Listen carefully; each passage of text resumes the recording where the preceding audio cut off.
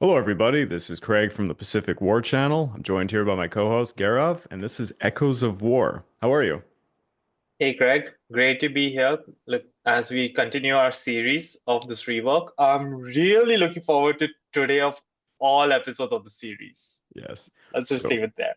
for those who may have not seen the last episode, we're kind of doing a four-part series on the best generals and admirals of all the theaters of war in World War II, and we're breaking it down by land, sea, and air. Today, it's going to be the land generals for Europe. But before we jump into it, I just want to remind everybody that if you want to further support the channel, please go check out my YouTube membership over at the Pacific War Channel on YouTube, or you can go check out my Patreon account at www.patreon.com/the Pacific War Channel.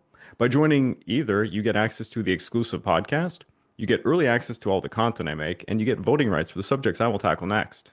And the last episode I just released was looking into the how corruption led to the fall of the Beiyang fleet, and I really hope the few members who listened to it enjoyed it because it was a lot of fun to write that one. It's something that I seem to specialize in. I've written multiple things for that specific subject at this point, but I desist. So, we're going to be jumping into it. There's going to be four factions. We're not going to cover every single country. So, like, for example, we're not going to cover French generals because they all suck, obviously. But we're going to Italians. Italians, yeah. Well, I don't know. Maybe Graziani. But anyways, yeah, no, the Italians, definitely a lot of bad ones there. But I'm sorry, Graziani. I'm sorry, just one moment, Craig. Graziani, the guy who did not want to attack and then was pushed back I with take it a back. Yeah, it's force true. I one was fifth. I was struggling to think of an Italian general that like did a good job. But yeah, yeah. But we're gonna do the United States, the United We, Kingdom, USSR, and of course Germany. Yeah, yeah, and I think I'll just call it out that this is just our opinion, of as there's course. always never a way to truly rank anybody on such parameters. And not only are we going to mention those we feel who are the best and the worst for each faction, we are also going to maybe discuss a few certain generals who we feel have been underrated or overrated. Yeah, they're like the honorable mentions, but we're definitely going to be digging into those guys specifically. This is going to be a fun episode for sure. True. But So, Craig, maybe you could just do that dice roll, sorry, that spin, and just tell which faction we'll be starting off with. all right, it's pressing the randomizer, da-da-da-da-da-da. And it's going to be the United Kingdom first. So I Uh, guess we'll start with the best. all right. So, like our previous episode, I still maintain the best British general of the war was General in the European theater of operations, General Harold Alexander. Now, I'm not really going to get into much of his pre-war career, but keep in mind he was a battalion commander from World War One, rose to the ranks, and very calm and composed person. He sometimes did a typical act as a typical British officer, especially during the which was seen during the interwar years, where in the breaks they actually are not supposed to talk military tactics and development, but just talk anything else. Try to be the distinguished gentleman. But what I really love about him is his management skills and the ability to come in and successfully withdraw troops at least at the start of the war. Why I say this? His start of the war was he was a divisional commander sent with the British Expeditionary Force to France, which is the first division, and he did command a really good withdrawal. It was one of the few divisions that did not ever like completely falter. His and Montgomery's division, I might add, were like two divisions that really never fell to chaos, even with moving and redeploying their forces. He does a pretty good job, and he was also, uh, you know, helped coordinate the troops in the withdrawal that he was actually mentioned in dispatches to, you know, the Supreme Command and politicians. So so for anyone being mentioned in these dispatches is just like for praise because you are formally recognized in these letters to the Supreme Command.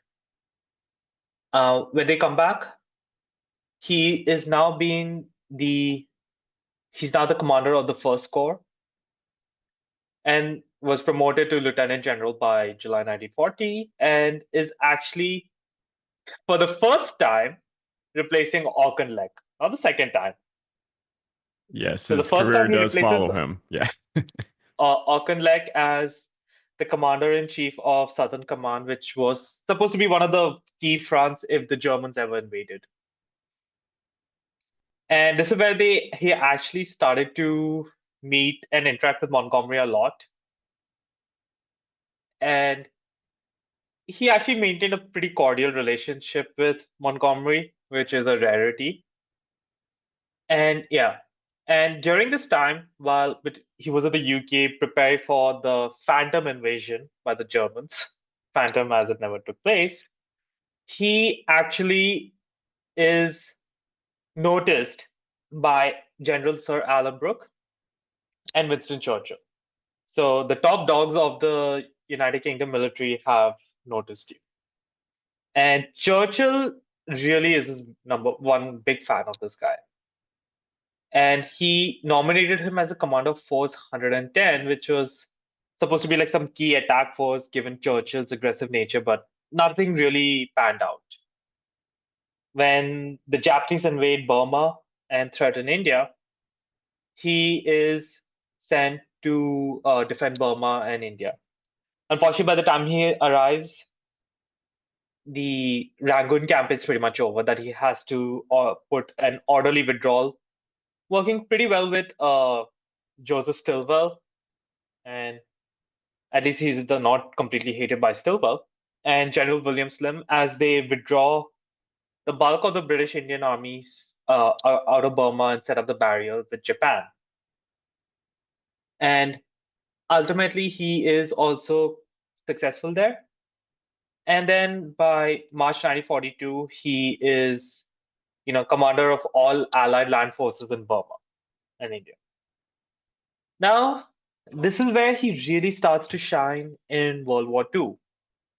By July 1942, as we've discussed in our North African campaign series, Churchill by now is really fed up with Auchinleck and the Eighth Army's performance. They appoint Alexander and Montgomery to, London and then to Egypt. So initially, he was actually supposed to command the British First Army during Operation Torch, but then they realized, I think, that they need two guys to go over to North Africa. And Alexander is appointed the Supreme Commander, whereas CNC Middle East. And for the second time, he's now replaced Auchinleck from her job. Luckily for Auchinleck, is the last time. And Montgomery takes command of the Eighth Army. Now, one thing is, he was quite, despite his very regal and sophisticated appearance, you could say, like Montgomery was always known as Monty to the troops. And Alexander also did visit the men. But he was always that immaculate general, perfectly dressed, that the soldiers knew that, okay, General Montgomery is Monty. General Alexander is General Alexander. But regardless of that, he is one of the biggest mythbusters of Rommel. So he keeps telling the men that, you have nothing to fear. Rommel is overextended. He's not going to beat us. And he is almost as critical, if you ask me, in rebuilding the morale of the Eighth Army as Montgomery is.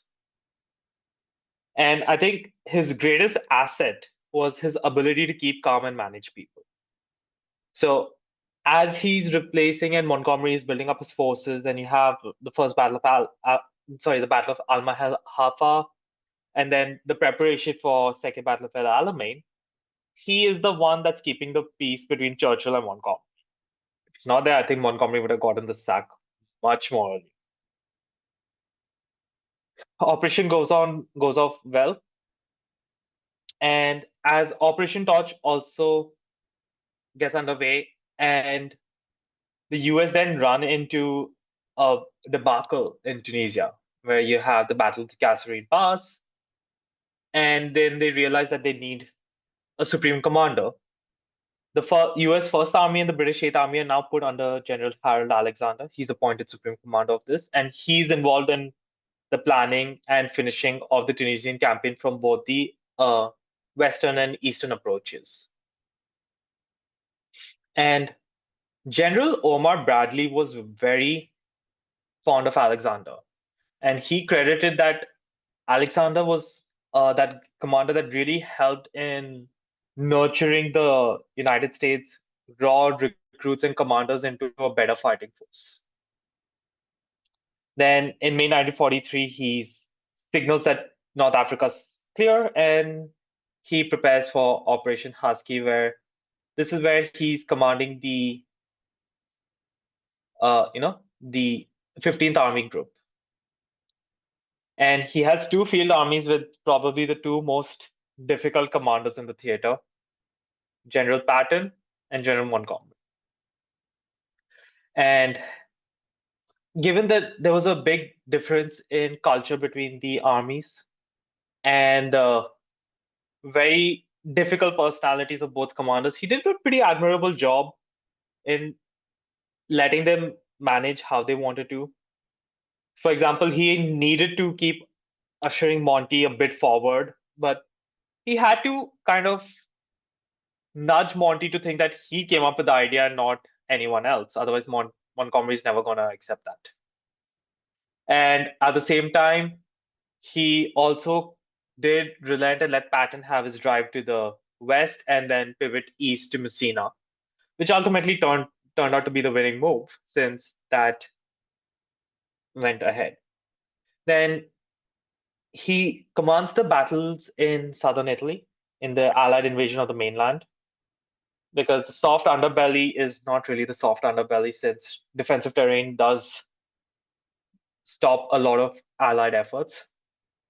And he does play a bit of a role in, unfortunately, the Operation Shingle, which was the disastrous landings that kind of was championed by Winston Churchill. And he has to also make do with, like, I would call it like a relative second tier force. A lot of the main commanders and good troops had been withdrawn from the theater for Overlord, and no one but him in the entire theater of operations even knew about Overlord. That is how tightly guarded secret was kept. Then, yeah, it's really just a slow slog moving around and outflanking and slowly pushing the Germans back. He liberates Rome, much to, well, not him, but Mark Clark, who disobeyed orders, got his 24 hours glory, and then moved on. And towards the end, he does have a pretty wily opponent in Albert Kesselring as his counterpart. But ultimately, he is the first Allied commander that received the surrender of Germans when, on 29th April, German forces in Italy completely gave a unanimous surrender. So he was the first Western Allied general to accept that. Again, as I said, his greatest trait was not only his strategic planning, which he was quite good, but it was his people management skills. And I think that's really what you need for the top job here. Now, let's quickly go over to the worst general. There's not really much to speak in terms of his career during the war, because we are talking about John Worker's 6th Viscount Gort, known as Lord Gort. The only operation he commands in the war is the British Expeditionary Force in the Battle of France. And within them, he was only really selected because he somehow had that charisma to really charm the cabinet. Mind you, this was not Churchill who selected him, since Churchill was not prime minister. And Gort was not really someone who impressed anyone. The British war minister at the time, Leslie Hoare Belisha, described Gort as utterly brainless and unable to grasp the simplest problem. And any subordinate who kind of critiqued his plans, including Alan Brooks, that who criticized Plan D, which was the planned defense of the Allies against Germany, which Adenbrook did think that a charge to the Ardennes was possible. He just said, "You're a defeatist. Don't bother getting this up." And lo and behold, what happened? And he also never really played well with the French command. Granted, that's been a problem for Britain and France Yeah, in it both was world wars. nothing really new there. Yeah. True. He did a pretty decent job overall, at least in helping the French move to, sorry, the British Expeditionary Force retreat. But I would say that's more down to Admirals Bertrand Ramsay having decent commanders in Alexander Montgomery, and the fact that the French also played key delaying actions. And yeah, after that, he was pretty much out of the war for good. So, considering he was appointed to be the supreme commander and trainer of the British Home Guard in late 1940, and then a governor of Malta, though granted he did not have any practical control over the island defense, his military career, active military career, for lack of a better term, came to an end. So, overall, just given the way that he handled the BEF is why I put him here. And maybe it's fair or not fair, he never got a chance to redeem himself because the only other candidate that I might have put here would have for this theater would have been General Neil Ritchie, Yeah. who, but to be fair, Neil Ritchie was given a second chance because Alan Brooke liked him and he said, "You were thrust into a role that you were not prepared for. I know that." Neil Ritchie was thrust into Army Commander having never commanded more than a battalion. Mm. But he helped rebuild his confidence, and during the Normandy campaign, his corps performed quite well under Montgomery's army group. The only thing So I that's would why add, oh, I was just saying that was the only saving grace for Neil Ritchie. the only thing I would add for Lord Gort is the thing that I found from other commanders, the largest criticisms they had for him was, of course, it's the traditional. He was a very cautious guy. I think every time you find quote unquote the worst commander, that like word cautious always comes up. But specifically, Lord Gort didn't seem to have any real insight into modern warfare. He was a hero of World War One and a very well distinguished hero of World War One. He But was a Victoria Cross winner, yeah, and that's not, but he never really held even a senior command. yeah. Considering Alexander, for example, commanded a battalion in World War One. He never even reached that rank. He was promoted to major after the war. I think Lord Gort had no concept of like combined arms warfare. It's actually fascinating. A lot of the other commanders, they like say things like he just didn't understand how to use air units at all. So it seems like he was completely ill-suited for, leading the expeditionary forces. That's all I could really say for him, because when you look at the worst commanders for Britain in the European theater, there's not many that come to mind, really. It's of all the factions we're It's covering, it was hard to find one. I think it was only him and Neil Ritchie, and as I said, Neil Ritchie got the second chance and he took it so that overall saved him Yeah. from coming here. So that is our like I would call the best and worst, but there are two other folks I would like to mention. One is, in my view, a very underrated British general, Richard O'Connor, the hero of our first few episodes of the North African podcast that we did. He was definitely someone that understood the massing and use of armor in desert warfare very well. The way he just routed the Italian army with a force not numbering more than 30,000 at any given time, taking 150,000 prisoners. Insane. Consider the fact, I think they got pushed out of Libya almost completely by his forces.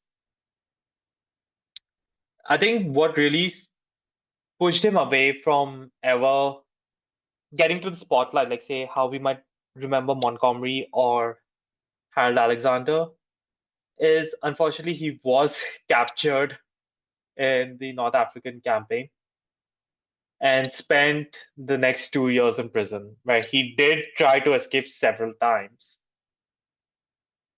And it was only, I think, in the end of 1943 he managed to escape. So September 1943, actually, he made his final and successful escape with the Italian resistance, and they managed to reach first Harold Alexander's command, and then met Eisenhower. So Montgomery said that he should be commanding the Eighth Army, not me, but that was just ignored, and he was given a corps. And this, the Seventh Corps, which had about 3 divisions and 2 brigades, they did quite a good withdrawal. Actions in Normandy. But granted, since Montgomery is the commander, you're not going to really be advancing or charging across the French countryside. And he was, even during, I think after the Operation Cobra and the breakout of Normandy takes place, his corps is put in the reserve. So yeah, I think, yeah, and the last one was he played a role in Market Garden. I'm sorry. So Market Garden, unfortunately, it was just a very small reserve role that he played, given that was a debacle of command. And somehow he seemed to get a blame for it, for not supporting a badly planned assault. And that pretty much put his active military career the to the end. And he was sent to India because Montgomery insisted on his dismissal for not being ruthless enough with his American subordinates. Yeah. So And that brings us he to just the uh overrated character, who I don't think is a surprise to anybody. It's obviously General Bernard Montgomery, who indeed. rightfully should be deemed overrated. I wouldn't put him as the worst commander, but he's definitely not top of the list in my books. I mean, anybody who's ever I read about, think I would call it out for all our listeners. Most of the guys that we're putting in the overrated category, they're not bad, not by a long shot. They were competent, but they're not the brilliant top of the line or the greatest ever. yeah. There are others who do the job far better. And I know that this episode's looking like it's going to be way too long, so I'm going to try and make this as short as possible. But when you're looking at Montgomery, it's easy to just point out he's overcautious to the extreme, and he's extremely reluctant to take any risks. The guy really was avert to that. And like every commander would say about him, he required overwhelming resources before he would actually commit to an offensive. You see that in the North Africa campaign, especially The several attacks on Con, I would also say, yeah, were the way he attacked there. And he is unable to take the opportunity. He's only good for set piece battles. yeah. It's like, as if it's like, the Middle Ages, right? Where you had the proper set piece. He's not able to maneuver and control multiple forces within his army at a quick pace.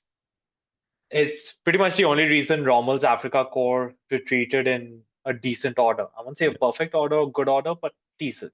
And to build off of that point, the entire fortification for the Marioth line, the only reason why they had the time to fortify their position was because Montgomery decided to just take his time to, get all the resources together, and he just sat there, not even doing any raids The or offensive actions. Desert Air Force was pissed off because he was also hoarding the fuel and food, so they could Yep. not advance as far, and the RAF wanted to start striking the defenses of Tunisia, but the range was not there. Yeah. And I Another think, issues, no doubt that we know, is his insufferable personality. He was even quite brash with the king and Winston Churchill himself. Surprised he still kept the job with that. yeah, he didn't get on with anybody. He would publicly criticize Eisenhower all the time because he didn't like the fact that Eisenhower didn't have any frontline service behind him, even though that really shouldn't matter. based off of the performance at hand, during World War II. Eisenhower definitely proved he was very capable despite all of that. Like, for example, Montgomery really didn't like Eisenhower's career before the World War II. It's something he always went after him for. I remember this.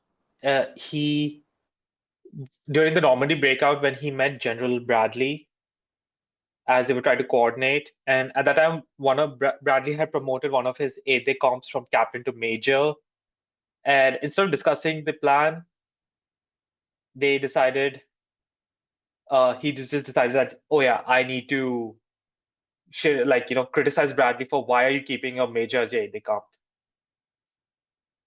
And Operation Market Garden was a spectacular failure since he Oh could yeah. not really plan that well.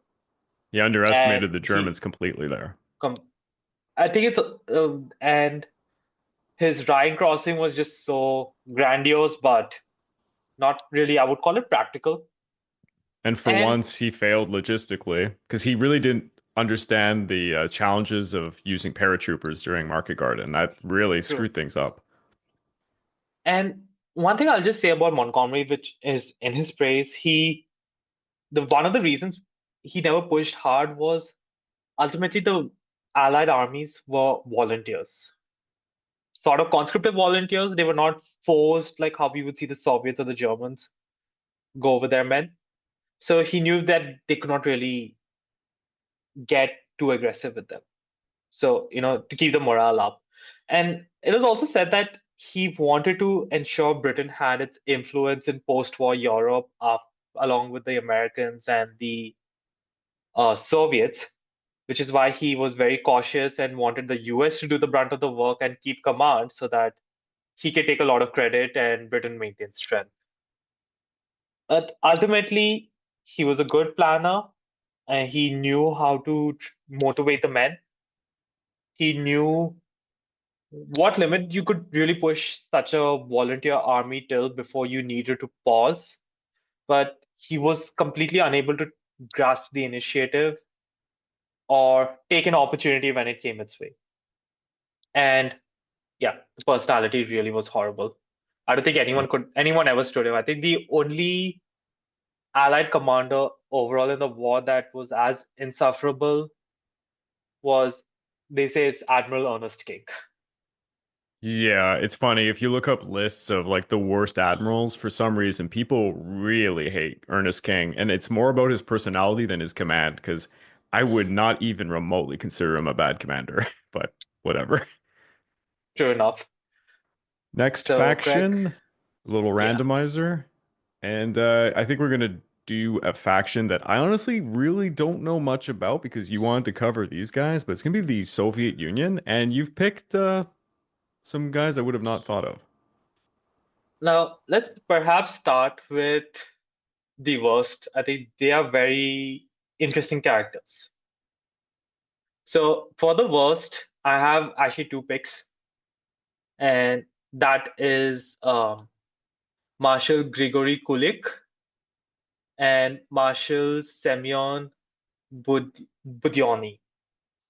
Now, both men were, big time Bolshevik allies of Stalin and Lenin, which is why they obviously rose to the top. And at the start of Barbarossa, they had survived the military purges of Stalin completely unscathed. They were like Zhukov and Konev in that regards.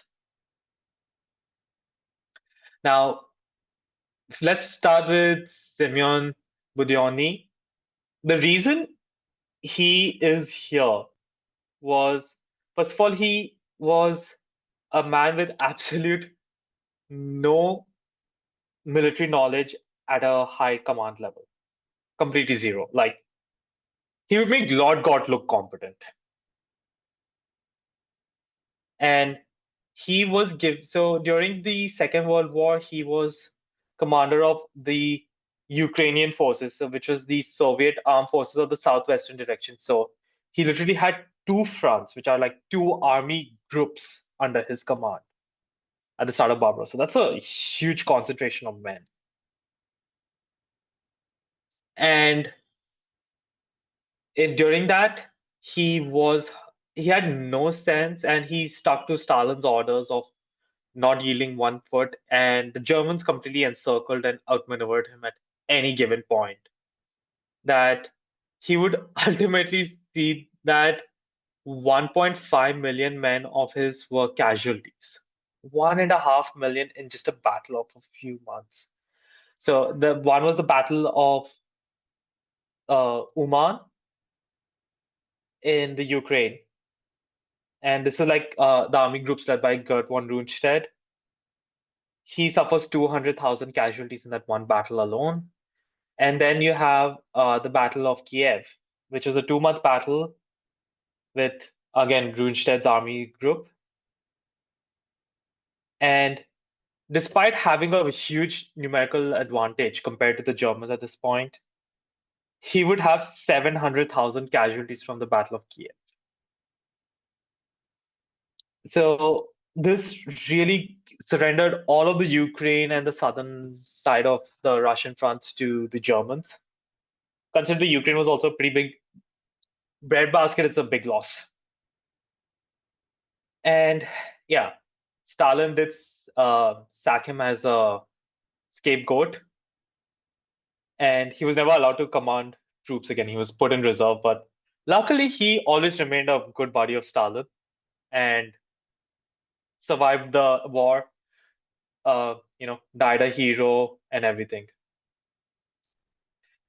I think it was Marshal Konev who said to a Yugoslav communist, Dilas, Budoni never knew much and never studied anything. He showed himself to be completely incompetent and permitted awful mistakes to be made. Uh, and Gert von Rundstedt had something even more archaic to say. He said, he's a man with a very large mustache, but a very small brain. That's good. Yeah. And he was also one thing, he opposed the development of tanks, should add. So What? when Okay. Yes. So before World War II, there was, which is where even our second character will also play a role. Uh, Marshal of the Soviet Union, Mikhail Chichevsky, really proposed to create a proper panzer, like a tank, a proper panzer equivalent in Russia. Hmm. And he met a lot of opposition, and ultimately it did cost him his life, though his idea proved supreme. And Budoni was a staunch proponent of horse cavalry, and he was one of the guys who testified against Mikhail and got him executed. And he said that tanks are so inferior to cavalry that it's illogical that it amount to sabotage or wrecking of the Soviet armed forces. And after being told of the importance of the tank in the upcoming war, he said, "You won't convince me. As soon as war is declared, everyone will shout, 'Send for the cavalry.'" That's an interesting perspective. Yeah. I really would like to see, like, a few corps of Russian horsemen and Cossacks on horseback against a panzer column. Let's see that one day. I'm just like I'm trying to imagine how the Russians would have learned that lesson in the Russo-Japanese War and then again in World War One. And for this guy to start saying that now, that is really interesting. Okay. The other worst guy is Grigory Kulik, again a marshal, and he was again a big buddy of Stalin and survived the purges quite unscathed. Now, why I actually put him was his career for going to the war started before the war in 1937, actually. He again was a big anti-tank leader, I'll call him. He uh, really questioned, the reforms and his deep operations theory, right, of striking hard and deep with tanks. And he dismissed all the innovations that Mikhail Tucholsky came with, including the T-34, KV-1 tanks, and the Katyusha rocket artillery. Oh my God, this is sacrilegious. Holy shit. And all right, we know how the Russians love their artillery in World War II. He was actually the chief of the artillery directory. So he was in charge of production of all new tanks, tank guns, and their ammunition. And he just said, "Nope, I'm not gonna do shit." He still believed in the 1918 form of warfare.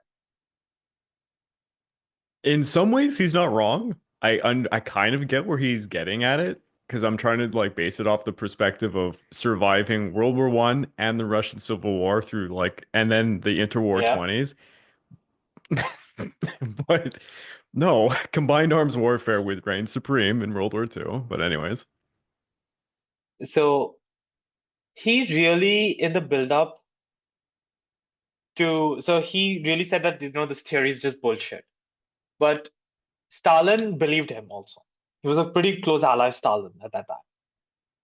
But when Georgy Zhukov won at Khalkhin Kol and utilized tanks quite effectively, the grip that he had, that the theory of deep operations and the use of tanks in modern warfare, even when going up against anti-tank guns, they can still be a potent weapon.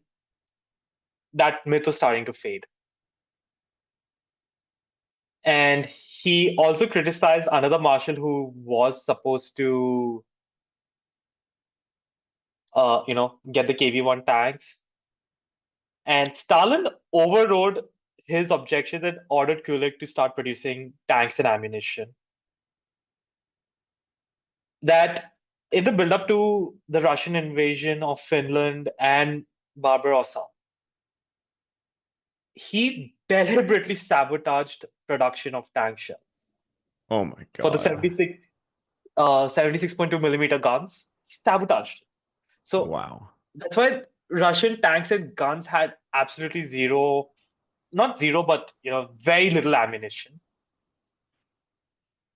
And yeah, it is said that at the start of the war, no more than 12% of the Russian tanks had a full ammo load. There were very few high explosive, few had any anti-tank rounds and high explosive shells. The primary weapon for most Russian tanks at this point was their machine guns. God damn. Yeah, this guy deserves Yeah. being one of the worst for sure. And and he also did not believe in the use of mines as a What? defense. What? Okay. And it's a weapon of the weak. That's A weapon of the that's why weak. Okay. that that's why at the start of Barbarossa, none of the Soviet approaches that the German armies used were mined. Why? Because hey, he's in charge of munitions. Well, He also briefly in the uh, invasion of Finland, right? He did a pretty poor job as commander of the artillery. Now, I'm not sure why would you put a guy who hates artillery and everything here. And he disastrously led the Leningrad front, which resulted in Zhukov coming to stabilize the front. And, you know, that's where his career ended for good. And, while he still maintained that political position for a bit, on 22nd June, it was taken away. And this guy actually had a sad fall from grace because Stalin had him court-martialed and demoted from Marshal of the Soviet Union to Major General ouch. in 1942. And only because Stalin was like, I still consider you a bit of a friend, that he was saved from the firing squad. And he never really had any major role, and he would be arrested in 1947 and executed in 1950 on the charges of espionage.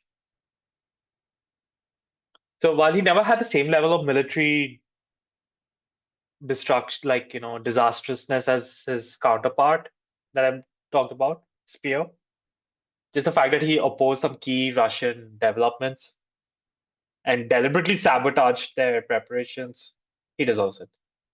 Now, I think, as you mentioned, I'm not putting Zhukov as the best Russian general. I'm actually putting a guy that Stalin encouraged to be his rival, Marshal Ivan Konev, as the best. There's a lot of And angry noises. yeah. And so at the start of the war during Barbarossa, he commanded the 19th Army, fought a series of successful defensive retreats, and that helped slow the momentum in the advance to Moscow. And he did help a big win in like helping with the Soviet counterattack in front of Moscow. And even though there was also another failed offensive that he and Zhukov were a part of, it did not really diminish his standing with Stalin because he's not really cost them as much as every other general we've discussed. That after mid 1942, he was exclusively a front commander. So he commanded army groups. Now, in the course of the war, he would pretty much be the guy liberating the southern half of Soviet territory and what we could call the southern half of the Eastern Bloc. He played a big role along with Zhukov in the Battle of Kursk. And this guy where he gets like, while Zhukov also put deceptions, Konev took it a step further, uh, where he used a lot of dummy tanks, dummy supply points, depots. He actually used reconnaissance not only to recon the enemy, but to make sure that his decoys actually looked real. That he masked his entire front so well that it is said the commander of the 19th Panzer Division, General Schmidt, said, "We did not assume there was even 1/4 of what we actually had to encounter." That's pretty bold. And even though the Russians do take an overall beating in the Battle of Kursk, they win the battle since German momentum has completely stopped. Germany is now only going to be retreating. And after this, he retakes Belgrade, Odessa, Kiev, and he commanded several other offensives, including when they drive to the Korsun.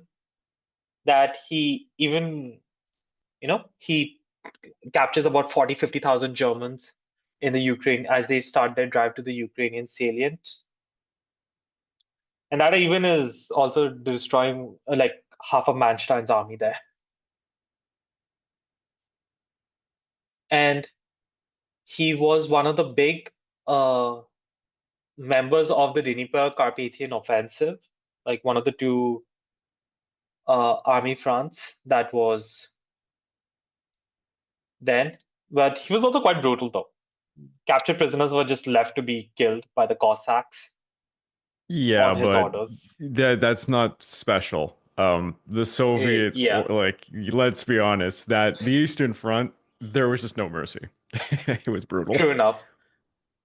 Yeah, but he did he was quite proud of that fact. And yeah, he was made a marshal of the Soviet Union. And this ruthlessness actually got him Stalin's favor for good.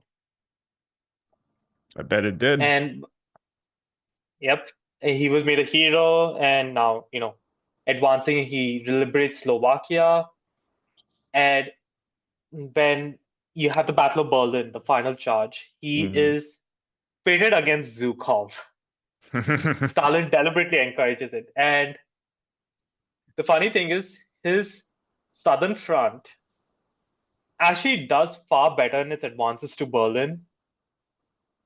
Zhukov only gets real success because of one particular army in his entire front, which is the 8th Guards Army, which is the only reason Zhukov was allowed to enter Berlin first. Only because of that unit, and I shall get to it in a bit. And Konev, he surrounds the south of Berlin, and he ultimately, his forces end up meeting what do you call the Americans. That was like, the first contact between the Western and Eastern allies, could say. And he does have a very successful career after the war as well in the Soviet Union. Unlike Zhukov, he really doesn't really fall out of favor with anybody. So I think that's really why I want to put him, because he had to kind of fight for his, compared to Zhukov, he was less established at the start of the war, had to fight his way off, was ruthless and effective. Can't deny the effectiveness. And I think the only reason he did not capture Berlin was just Stalin's orders and nothing more. Hmm. It is true. I never thought So, about it, but Zhukov, a large reason why he rises to prominence is it's because of Lech Baikal and Khalkhin Gol. He indeed, was a rising star before the shit really hit the fan. Yeah. yeah. Now, the guy that I do want to spend a little bit, who I feel is also a very underrated general, is in Marshal Vasily Chukyov, the hero of Stalingrad. Now, this man, he commanded the Russian 62nd Army during the defense.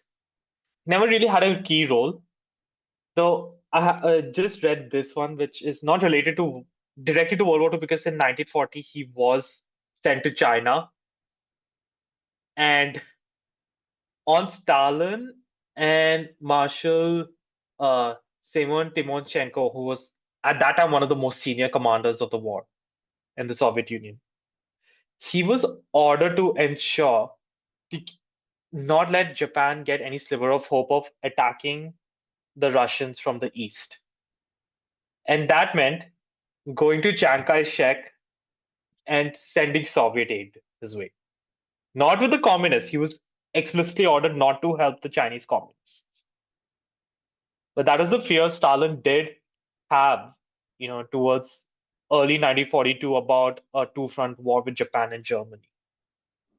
Until the end of It's World War II, Stalin never, like, he thinned out when he took the Siberian Corps away and moved them to protect, well, for the offensive after the Battle for Moscow. But yeah, if you look up the amount of units, the amount of tanks, Air Force units, everything that like sits in the Far East, it's really impressive. Stalin was it's still worried the quite a whole time. large. Yeah. It was, but what I meant is, after he got his confirmation from his chief spy, he knew he could at least, as you said, thin out the lines, which is where a lot of good Soviet soldiers actually moved to the Western Front theater of operations. It is actually at the Battle of Stalingrad, Chukyov's name comes to the top, and he was pretty much ordered by Zhukov to hold at all costs, and he does so. And he actually, first of all, was completely an opposite to his counterpart in the Wehrmacht, Friedrich Paulus. He was willing to, first of all, talk to his men, be there for them to see. Stalingrad was a meat grinder when the Russians were defending it. The Germans were bombing the hell out of it, and almost every soldier that was sent in from his army piecemeal was, only there to delay. He never really committed his full force because he needed to buy time, and this was the only way he could do it. But his HQ is just by the front lines on the eastern bank of the Volga River. So even the privates knew that he's there, and he would talk to them. Anyone could approach him. He was a proper soldiers, and personal bias, I love such commanders.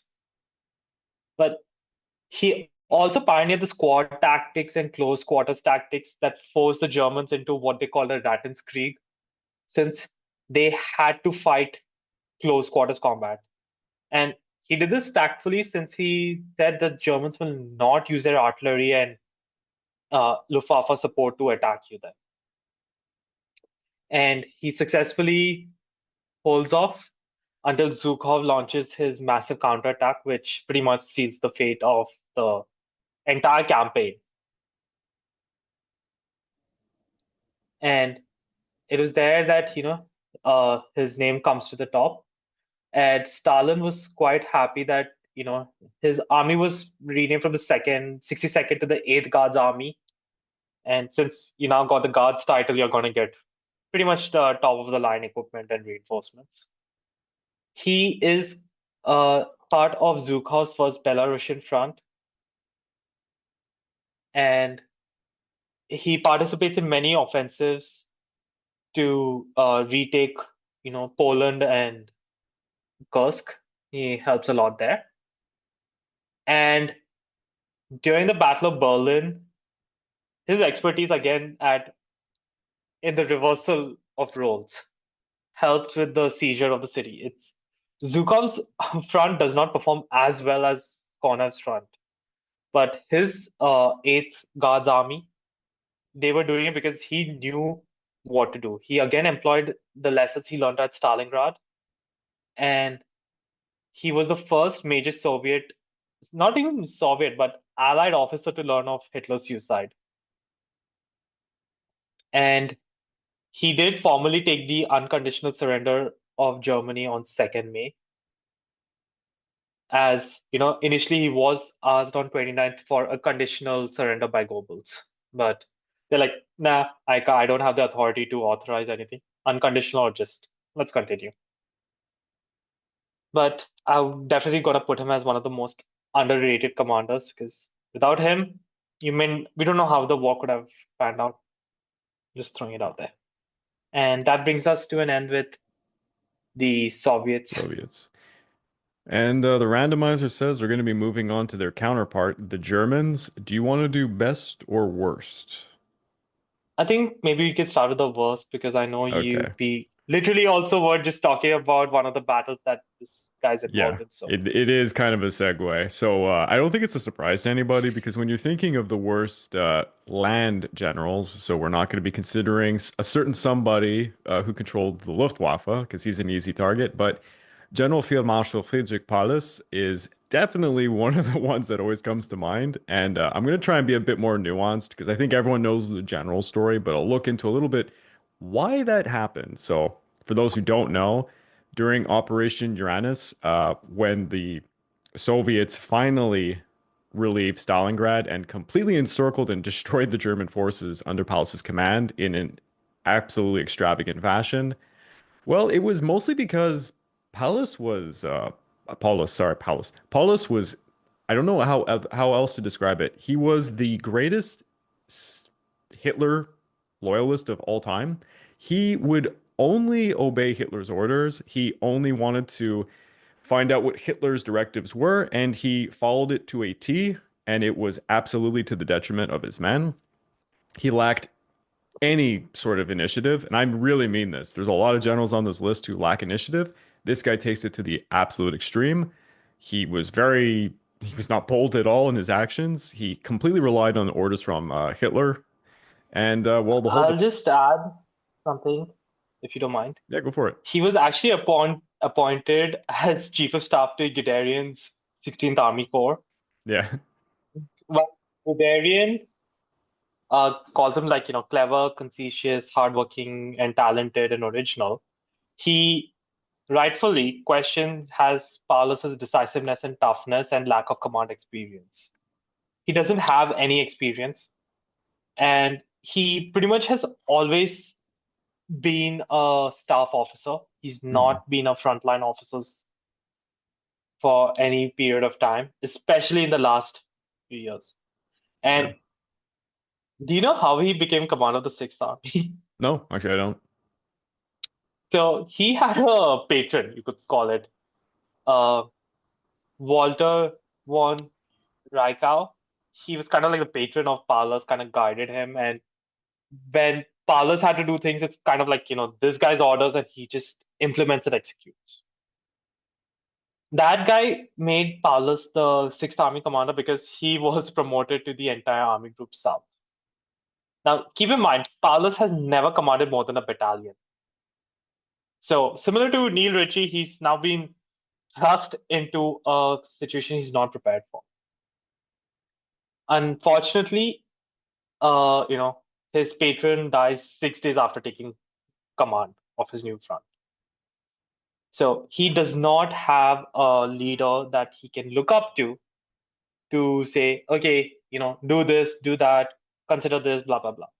And that's where, his traits that you just mentioned of being an absolute admirer and devotee to Hitler and lack of decisiveness and no initiative really steps in.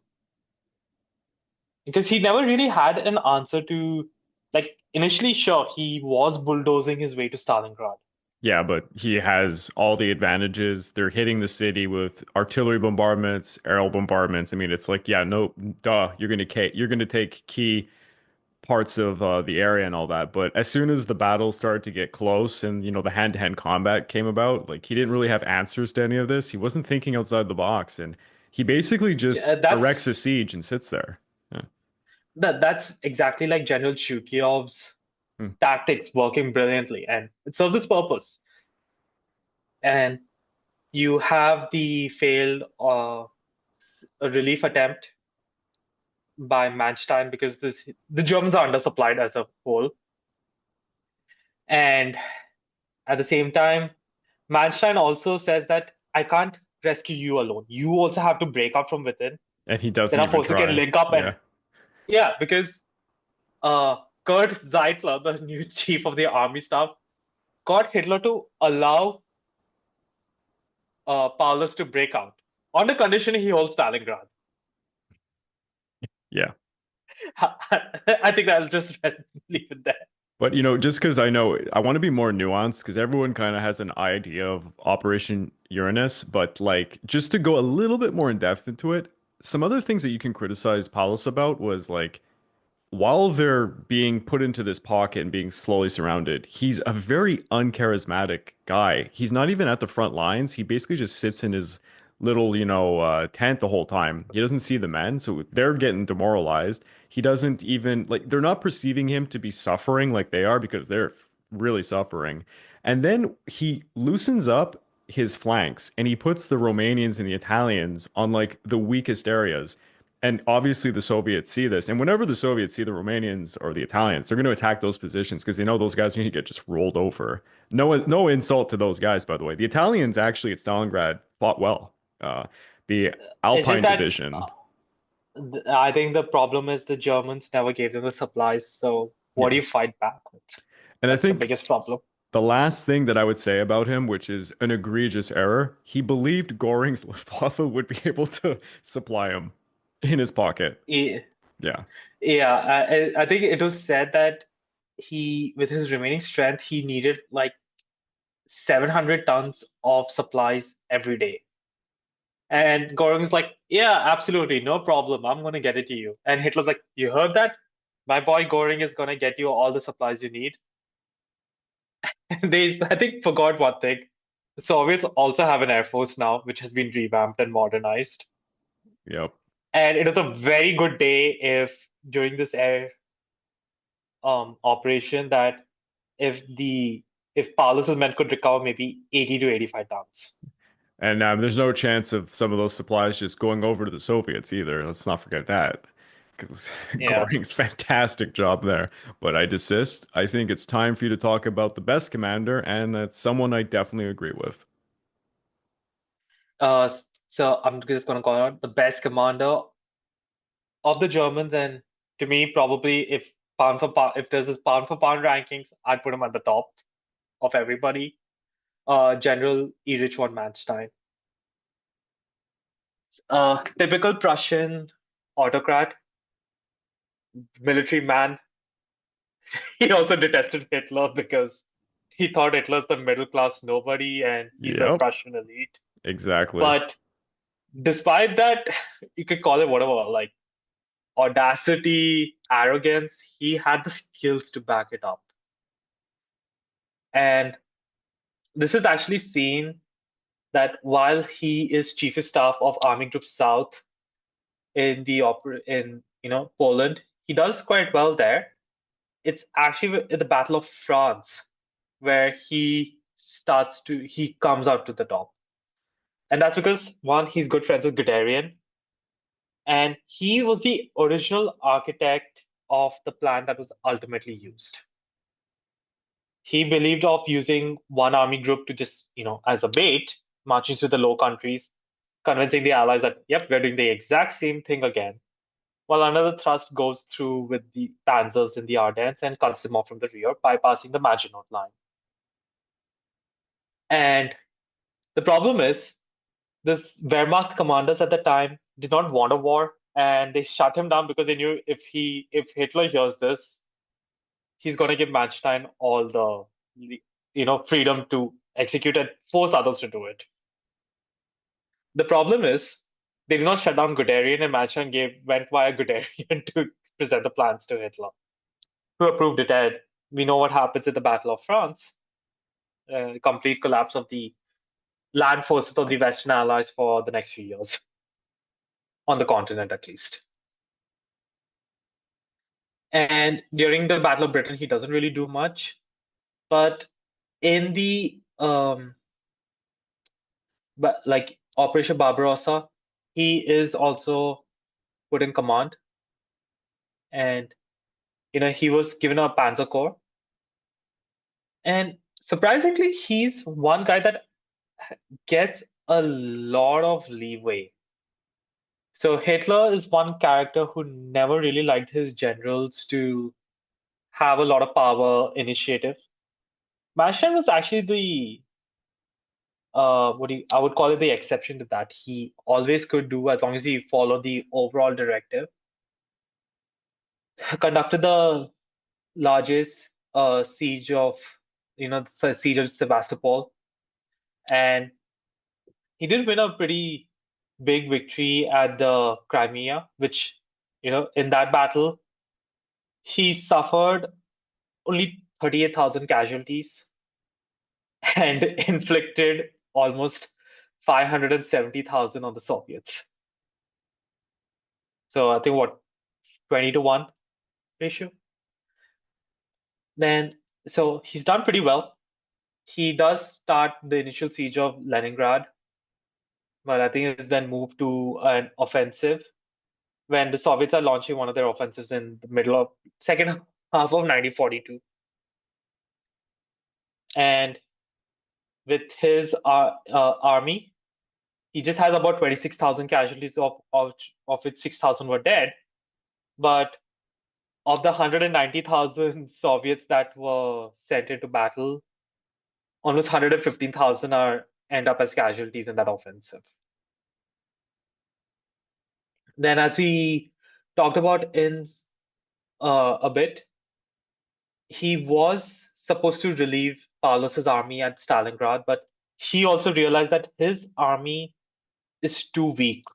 He cannot go alone. He needed Paulus to also break up so that at least then, as Paulus's army withdraws to his forces line, his army will be in position to probably support them, and then they can withdraw the German line. And unfortunately, Paulus. That's all I'm gonna say. And this is a massive disaster because the Italian, Romanians, and Hungarian troops that were guarding the flanks have been completely annihilated, and you now lost an entire German army as well. Then, early 1943, he does see a great victory again at the Third Battle of Kharkov. Sorry, I was struggling to pronounce it.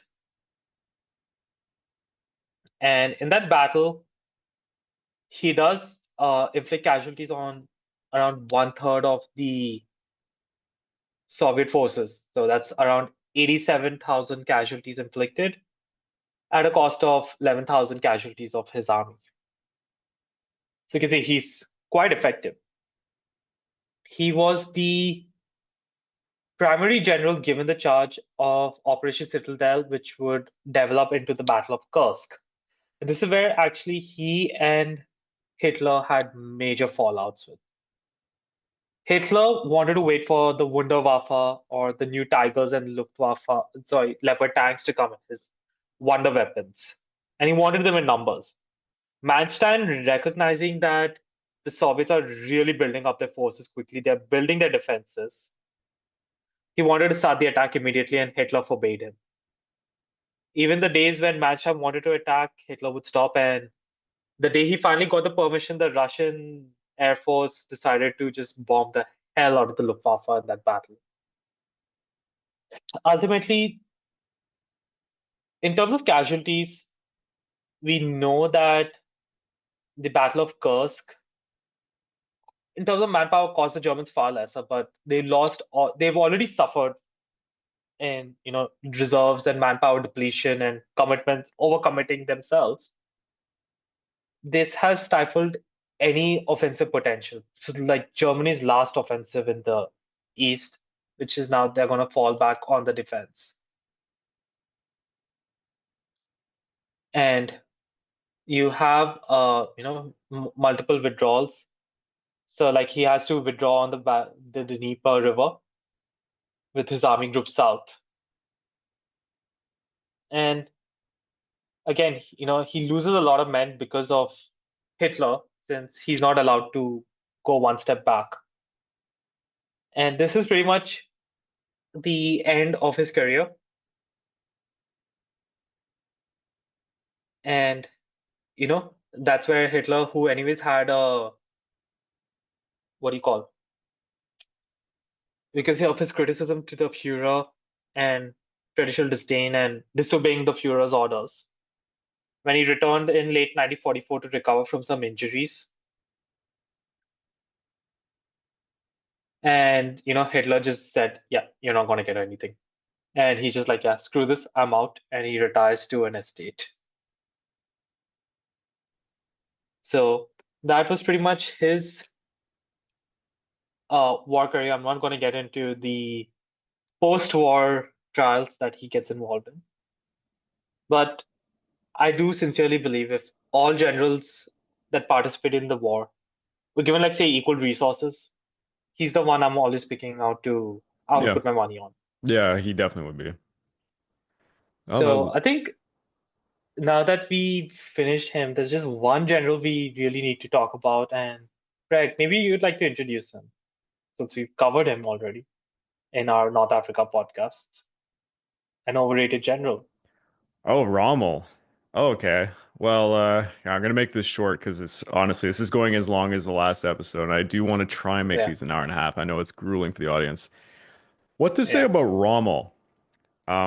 He was full of himself a lot. I mean, oh my God, like just from the very beginning, he made a name for himself, and then he really got too full of himself. I don't think that Rommel legitimately understood, at least not fully, the logistics of the modern of modern warfare. Like I would take it to the extreme where it seems that he had placed subordinates in positions that would take it over for him and have to think about the logistics because he seemed to be in love with just, I'm an aggressive commander.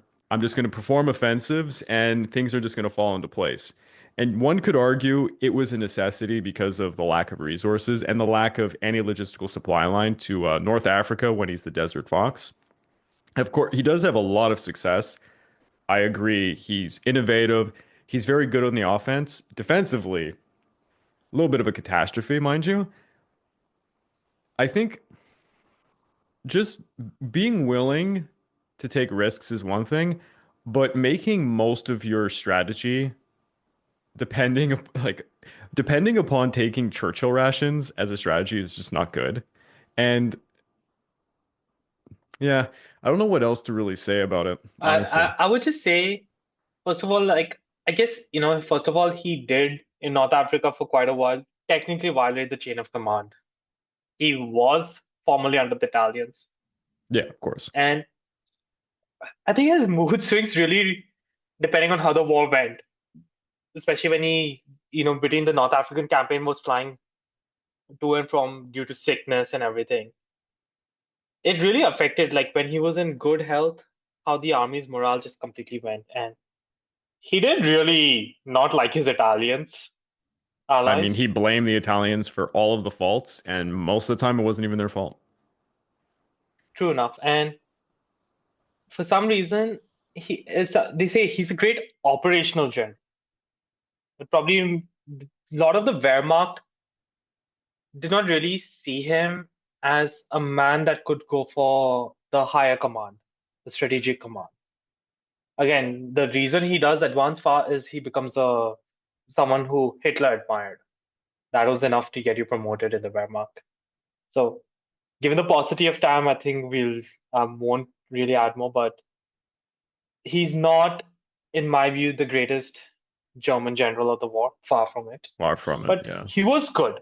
But he Yeah, he was was good. good. No, there's no question about I that. have an appreciation for aggressive commanders, but he kind of takes it to the extreme, I'd say. Yeah. So I guess that leaves us with our last major faction of the theater, the United States. And I'll start with the best. It's not a surprise. I don't think it's a surprise to anybody. It's hard not to say General Dwight D. Eisenhower. He, despite honestly, if you want a criticism of him, like Montgomery would criticize him for not having like any frontline experience prior. He kind of was a desk general, I guess you could say, but he was brilliant.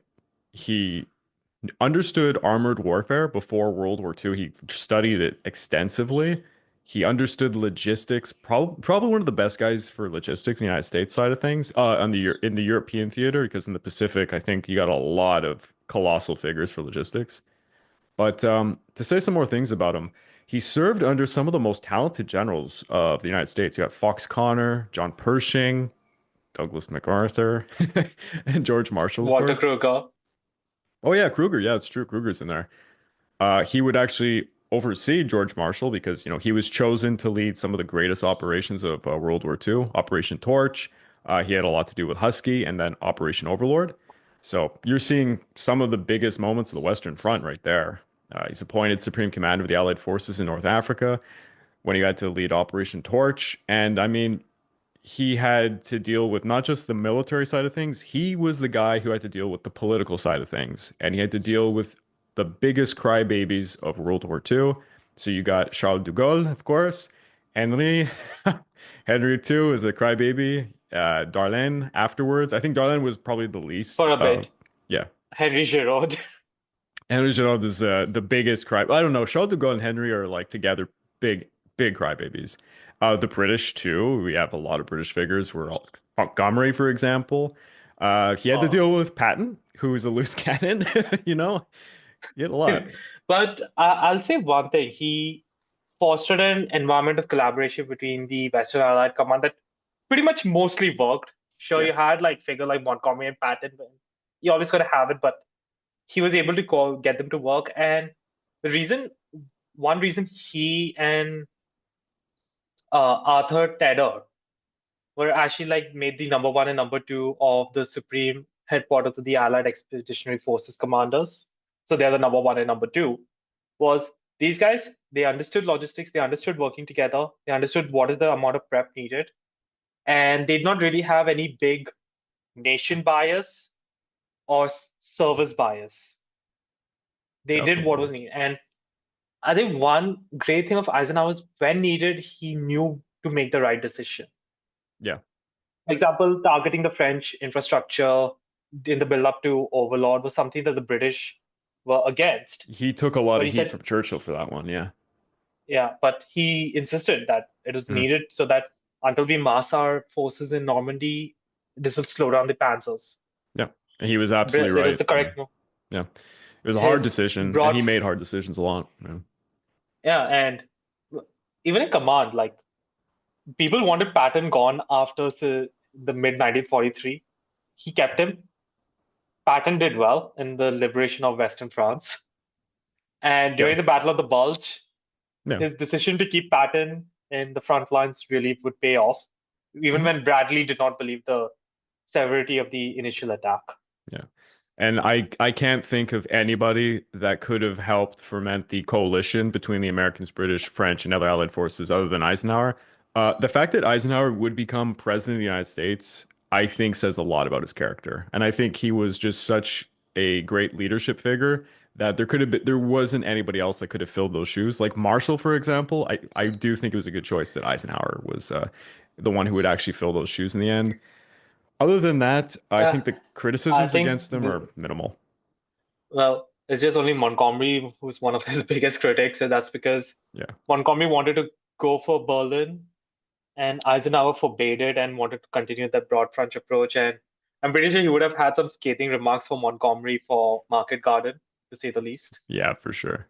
But Eisenhower already knew that since the political leaders had promised Berlin to the Soviets, there's no point even trying to expend resources of men and material to go on to Berlin like Montgomery wanted. Not that Yeah. Montgomery would have gotten there in any record time.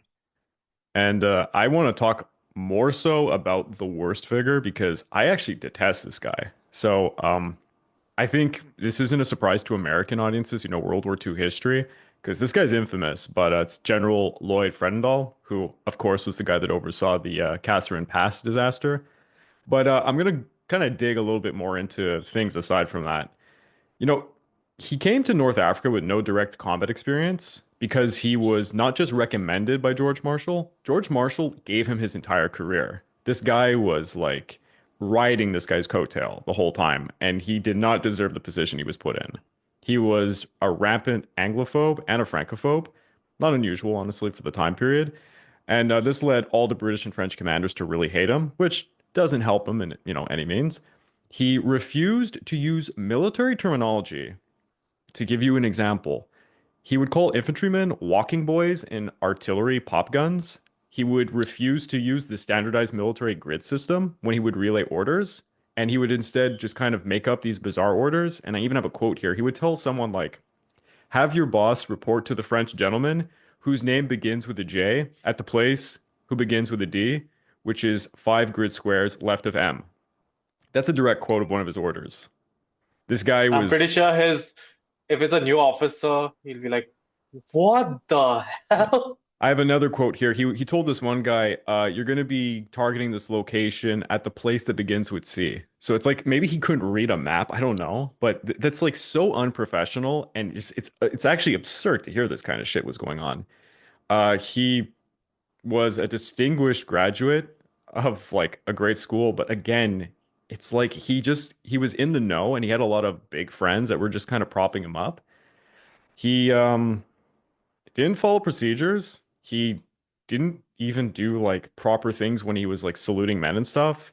Also, when he finally took command and he during the North Africa campaign, he had this exquisite bunker made that he hid in, and I guess he took offense to the fact that Eisenhower was gifted a bulletproof Cadillac when he had landed. And all of a sudden, Frenendal, like, he demanded that he would get one too for some reason. And he, like, this was a top priority for him. This is something that a lot of people criticize him for. Um, Bradley was there. He said that, like, the fact that this guy hid in his bunker was a complete embarrassment to every American soldier present. It was very cowardly. What else to say about him? He never visited the front lines, clearly because he was at the bunker, spent his whole time there. He fought most of the time for that bulletproof Cadillac. I think one of the most egregious things he did is, for those who know about the Battle of Kasserine Pass, he just spread the units thinly and he put his armor in piecemeal. He didn't even have mobile reserves to like deal with any of the breaches against frickin' Rommel. Like, it just is outstanding to think that the way the guy went about the Kasserine Pass. And after the debacle begins and the casualties are mounting, Eisenhower sends General Ernest Harmon to go stabilize the situation and to see what was going on with Frenendal. And apparently, Harmon said he simply walked up to him. Frenendal told him, "The party is yours," and he went to bed. So I don't know what else to say there. This guy, I think that's the second worst handover of command, if you will, than what Joseph Stilwell did when he was relieved from his position in China. true. That's true. But they couldn't really penalize him too much because it would have looked bad on the United States Army because of everything that happened. So he ends up getting promoted to lieutenant general and just kicked to the side. And I couldn't think of anyone least deserving. This guy was a piece of shit, like a really bad commander. And he's just proof that like of somebody who almost, I would say, almost basically bought his position, and he wasn't equipped to deal with it. Yeah. Well, I think since he was kicked into the stateside, he actually had some amount of prestige for a while in his Yeah. new training command. But I think when the a Time magazine reporter gave a criticism, he's like, "Nope, I'm not going to do anything." Yeah. But to finish off the episode, I definitely want to talk about an honorable mention here, a overrated character. I have to say that even though I do like him because it's hard not to like him, it's of course US General George Patton. And I'm gonna say right off the bat, for people who are angry that he's not put as like the best commander, the only reason you probably think he's the best commander is because you saw that film on him that really popularized him. Because he's definitely not the best commander. He had a lot of problems, including head trauma. He probably by the end of World War II, he's probably insane. Like I'm legit, it legit sounds like it. He received a lot of head trauma in the mid 30s, and a lot of people said his behavior became more erratic. And yeah, definitely something's up there, CT or something. But he has an exquisite career. I don't want to go too far into it, but I studied Latin American history, and he was part of the famous hunting down of Pancho Villa. It was like one of his first commands. He was under Pershing at the time. And it was actually there where he adopted this habit of wearing his M1911 Colt on his hip, rather than like on the belt properly in the holster there. And the gun accidentally went off. So he decided he was going to instead have the ivory handled Colt single action army revolver on his hip instead because it wouldn't go off. And that's where the look started. And yeah, that would be something famous carried on afterwards. During World War One, he was extremely brave. He fought like certain battles, like the Battle of Saint Mihiel. He was leading tanks because he was a tank guy at the time, and he got a really bad injury. It went in front of his leg, and it came out like of his ass, basically. Brutal injury that he survived. But yeah, after that, he was part of something that I think was disgusting, but he acted honorably. Again, I don't want to dwell too much into it, but the bonus army situation, which Douglas MacArthur was in charge of, he was given, Patton was in charge of like 600 troops then, and he was given orders to disperse the veterans, and he's like, no, I don't want to do that. That's disgusting. Inevitably, he did have to do some of that, but he re refused to do a lot of the more heinous actions, and I think that's very honorable of him. He's most famously known for, storming the scene during Operation Torch. He was in charge of the operation against Casablanca, which Not to mention when I think a shell came near the command ship, yeah, yeah, his personal belongings flew over, and the only thing his aides and staff are like, we gotta find the pistols gotta and find the the pistols. revolver. Yeah, you can't lose the We gotta pistols. do it. And He nearly bombed, I think he nearly bombed Casablanca on yep. his birthday until they surrendered just in time. Yeah, I will mention here he masked up his artillery to basically bomb the shit out of the city. He was going to order air forces to help out, and he was going to do this all because of like a birthday thing. And all the other commanders are like, "Do not do this. Do not fire. We're doing negotiations as we speak." And he was so gun ho about doing this. He tried to get away with it, thankfully didn't. I think that was a bad point of his career, by the way. And well, after the other guy we were talking about, Fredendall, after his colossal failure at the Kasserine Pass, he's kicked out and Patton replaces him as commander of the Second Corps. And you have to imagine he inherited an extremely demoralized group of men. These guys were battered by Rommel. And what do they have to do? They have to fight in some serious battles afterwards because there was no rest. There was no respite. So Patton leads them to one of the battles in mind I have is like El Guitar. El Guitar was ruthless. They took a lot of casualties and he boosted the morale. And only a guy like him, a charismatic guy like him, could lead the guys. And he brought them all the way to I'll Tunis. just say one thing though. He wanted war. He wanted guys, Yeah. even though like the soldiers should be, spick, span, proper, trimmed, everything before. He's like, when battle comes, like, I want to see dead bodies, whether it's yours or the enemy's. Oh, I'll get into it. He was one of the most gung-ho of the generals. After the Tunis campaign, there was the slapping incident. I'm not going to get into it. Bad point of his career. Shouldn't have done it. He had mental issues. Like I'm just going to say it. He was hit in the head multiple times. He definitely had some real mental problems, and it impeded on his behavior a lot. A lot. He was a loose cannon, and he almost lost That's, command. I would just say that's kind of like how Harold Alexander did kind of see can like Patton is he knows that he has value and will be a very good commander. Yeah, But because of this, he needs to kind of keep him on a short leash. yeah. He's like a savage dog that you want to unleash on your enemies, but you need someone who can like rein him in, and it would be Bradley actually that would kind of rein him in for a long time. It's a good thing that Bradley was put over him, even though that was an odd situation since I think he outranked him and stuff. But I mean, Operation, until in North Af Sicily, Bradley was under him. yeah. But Patton's popularity, his charisma was so much that they inevitably had to make the famous Ghost Army to try and mislead the Germans because the Germans respected and feared Patton that greatly that they believed there was this fictitious army that was going to come over and like attack. And it worked during Operation Overlord. It's certainly using Patton's name did a lot of work for them.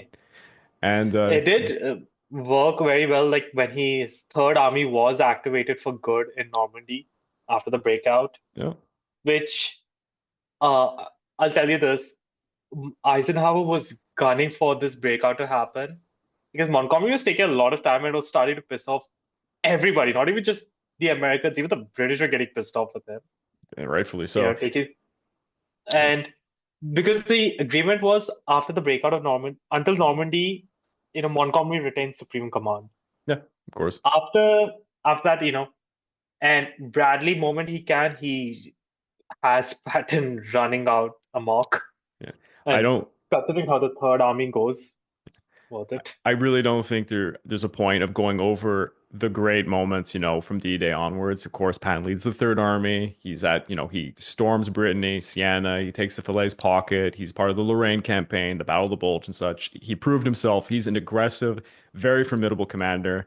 Treated the war like a race, and a big reason was because he wanted to end the war against the Germans, who he did not want to fight. By the way, I'm going to get into that. It's a really bad part of his background. He begged to be given a position in the Pacific War, begged and begged and begged. They just wouldn't give it to him, and he inevitably died early in 45. So he never would When have. Yeah.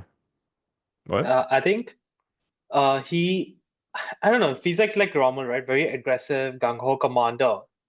New armored warfare, because Yeah. Patton did pioneer, was I Yeah. think one of the early supporters of heavy armored warfare in the United States, He like was. Yeah. use of a lot of tanks. I don't think he had the strategic commander in him. But the reason why I'd say he's overrated, he legit had mental issues. This is a bad point. Doesn't really mean anything for his career because this is an odd dichotomy about the man. Technically, a lot of people would say he was a horrendous racist, and it's true. He was from the South. He said a lot of racist things. He held a lot of racist beliefs. But at the same time, if you go on Wikipedia, I'm not going to read out the quotes, he seemed to believe in meritocracy. And he was like the first guy that had an integrated black and white troops for rifle companies. So it's actually kind of odd that people remark about how racist he was, but he seems like he said multiple times, I don't care if you're black or white, whatever. You're gonna fight for me, you're gonna fight for me. So it didn't impede on his job performance. But he really didn't believe in the war against Germany. He actually was a huge anti-Semite. Like he hated Jewish people. That's a not an opinion. He wasn't he wasn't fond of the strategy of the war Yeah. because most of the time he just felt slighted that the Americans were getting the short end of the stick. Yeah, of course. And he I think he had a personal detestment of Montgomery. Not that that's really Yeah, that's not a surprising. surprise. But he detested this whole war against Germany so much. When they had defeated the Germans, he was part of the denazify Germany program, I guess you would call it, and he refused to do so. Like he strongly refused to do so. And all he did was complain that they need to go to war with the Russians because I guess he was just looking for another battle. But yeah, he didn't have a lot of things. He didn't have a lot of good things to say about the I Germans think going if after the we just Russians. say flashpoint history, like he did say, like I remember from his podcast with Peter Calls, he said when he briefly talks about Patton, he's like Patton felt like he's a reincarnated warrior, and in the past lives It's he from the had fought movie. with. Yeah, it's from the movie. But Yeah, anyways, but I would actually like not put that out to him because he was quite religious also in his diary and the notes he left for his wife. yeah, You know, so even if it's from the movie, I think I would definitely agree that in character. yeah. But great. He was such a character. It's hard not to like him. Very aggressive general. Appreciate that about him. But I think he is overrated. Could give it to Bradley over him, by the way. But we have basically done a 2 hour podcast. So I just want to finish off by saying if you want to further support the channel, please go check out the YouTube membership at the Pacific War channel on YouTube, or you can join my Patreon account at www.patreon.com/the Pacific War channel. You get access to the exclusive podcast, you get early access to all the content I make, and you get voting rights for the subjects I will tackle next. Gonna try our best to shorten these down for the next 2 episodes, but the next episode we're going to be targeting the admirals of both theaters of the war, and then we're going to finish off the series by talking about the air commanders, which I think will be a very interesting one because it's no one really seems to talk about air commanders when it comes to this stuff. But yeah, thanks, I Gaurav, think for I'm being here. definitely looking forward to it. So thanks for letting me also speak in depth and also giving your thoughts for the United States generals here. Yeah, and we'll just see you guys next time for the admirals.